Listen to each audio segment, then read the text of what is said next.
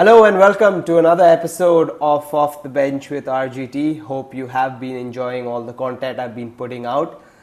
Today I will be talking about the teams who I think will do well in the Super 8 stage of the World T20. So let's get started. Okay, here's who I think will do well in the Super 8s of the World T20.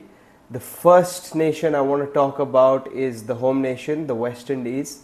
I'm very confident they will do well in the Super 8s. I mean, it's their home World Cup. They'll have the whole nation behind them. They know the conditions superbly. The crowd cheering for them in every match will really help them. And apart from that, I just feel they've got a super 2020 team. They've got match winners all round. Your Andre Russells, your Romario Shepherds, your Nicholas Puran, who we saw in the last match of the group stage. Hetmeyer is not even getting a game. And they've got a superb bowling lineup, especially the two left-arm spinners in Moti and Akil Hussain. Akil Hussain's opened the bowling for them in, I think, all the matches in the group stage, and he's been phenomenal. And they're captained superbly well by Robman Powell as well, so I back them to do well in the Super 8s. I think one team that could surprise us in the Super 8s is Afghanistan. I feel they've got a very good team, but they just don't get enough credit. All round, right? I mean, their bowlers, their all-rounders, their batsmen are super, especially in the 2020 format. And one thing which stands out in the Afghani team is that they are fearless. Whether it's Gurbaz and Zadran opening the batting, or it's Gulbadin Naib or Mohammad Nabi who comes in to bat later, it's just fearless approach. And that's crazy, and that's what you need in today's T20 cricket. And even their bowlers, your Noor Ahmed, your Rashid Khan does what Rashid Khan does in every game. Farooqi's had a superb World Cup so far. In the group stage, they won 3 out of 4 games, and I think Farooqi played a major role in that. Naveen Ul Haq, his slower balls and his variations is probably one of the best in the world. We've seen it enough in the IPL, but now we can see it in the international stage as well.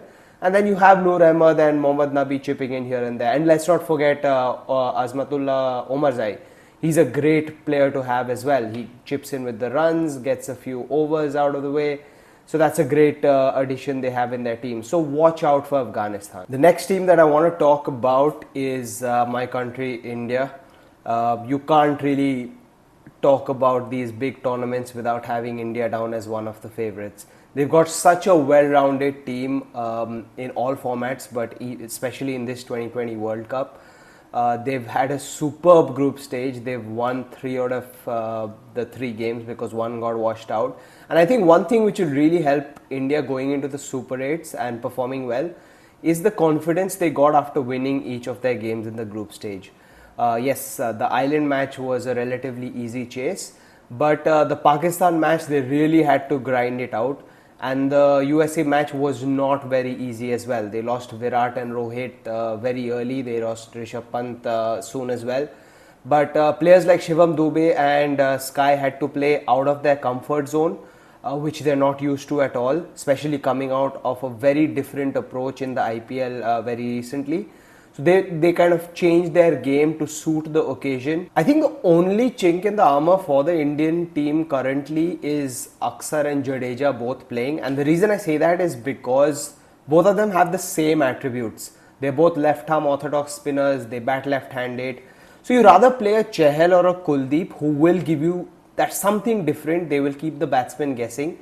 So yeah, apart from that, very well-rounded team, and I back them to do well in the Super 8s as well. The next team that I think will definitely do well in the Super 8s is the Real Madrid of ICC tournaments, and that is Australia. Man, these guys just know how to win it on the big stage. They've done it for years now, and they continue to do it. I don't see them backing down. They're such a well-rounded team. They know how to win the big pressure games, and they are a team that everyone kind of fears when you move into the knockout rounds of these ICC tournaments, right? They are probably the only team in this World Cup that have given all 15 of their players a chance. So no one will be tired moving into the later stages of the tournament. Everyone will be fresh.